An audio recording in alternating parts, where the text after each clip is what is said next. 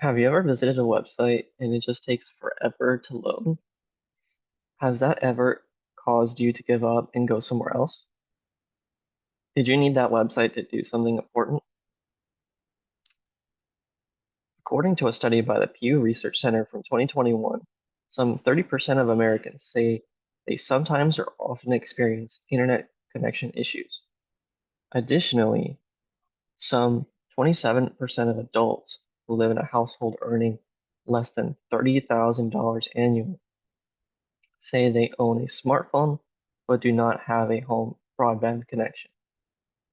Agencies hoping to reach marginalized and low-income communities via the internet should aim to make their websites as performant as possible to reduce the barrier to access their services.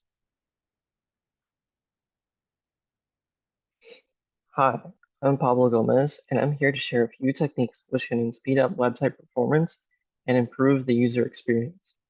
I'll be demoing these techniques with my own redesign of the Covered California website. The first technique I'll be sharing is server-side rendering, or SSR for short. The way viewing a website basically works is that your browser sends a request to a server, and it sends back a combination of elements in the form of HTML, styles to format the elements, and JavaScript to run various tasks. Part of that JavaScript is used to add more elements and styles. That process is known as rendering. What server-side rendering does is it does that rendering on the server rather than making your browser do all the work. The advantage of this is that the server can render things in advance to save time, and the page will load sooner, even if you're on a slower connection or your device is less powerful. If we look at this performance report, you can see that on the Covered California website, on a fast 3G connection without a cache, it can take 15 seconds after the first byte for the first bit of content to appear. Compare that to my demo built with Next.js, which uses SSR by default, and you'll see most of the page right after the initial response. No waiting for the page to render because the server did it for us.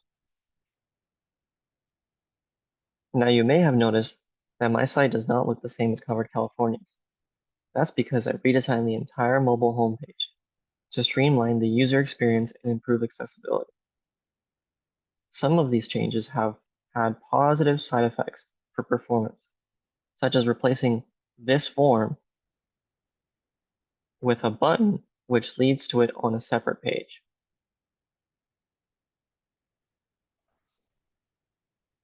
As you can see, on the Covered California's website, it takes time to add all the elements and style them. Rendering less on the initial page view will speed up the site while reducing the risk of overwhelming the user when they first see the page. I call this technique user-centered design. Now let's take a look at this button. This button navigates me to another page, which would mean another request and waiting for the server to give you the content of that page. But what if we could guess what page you're going to navigate to and render it for you in advance? When someone goes to click on a link, they first have to hover over it. When the user hovers over the link, we can begin the request for the page. Then when they click on the link, their server may have already responded and it will load almost instantly. This technique is called pre-rendering and is implemented by default into the Next.js router. And we're not done yet. There's one more trick that the Next.js router has to save time, which is partial pre-render. Notice that when I navigate between these two pages, they have some parts in common, namely this navigation bar and this footer. So there's no need to spend time rendering those sections again on the server. Just render what has changed. These performance techniques are not unique to Next.js. They can be implemented using any framework or technology that you happen to be using. Next.js is just a framework to do all this work for you. I will wrap up this demo by highlighting two other key improvements my redesign has made to the Covered California user experience and accessibility features. First, I moved the chat and translation links to the top of the page. The translation options were hidden away in the footer, and the chat button wasn't tab selectable, which is important for desktop users who rely on a keyboard to interact. With Covered California primarily serving low-income residents, a larger proportion of those being people with disabilities or people who do not read English, it is important that features that support engagement from these demographics are a primary consideration in the design process. Second, many sections were removed, replaced, or combined so as not to clutter the space with repeat information. Sections like how to get covered,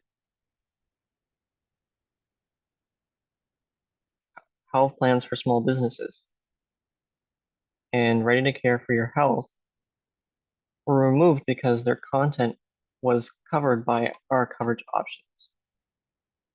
The dates and deadline and never miss a deadline section had similar content, so they were combined.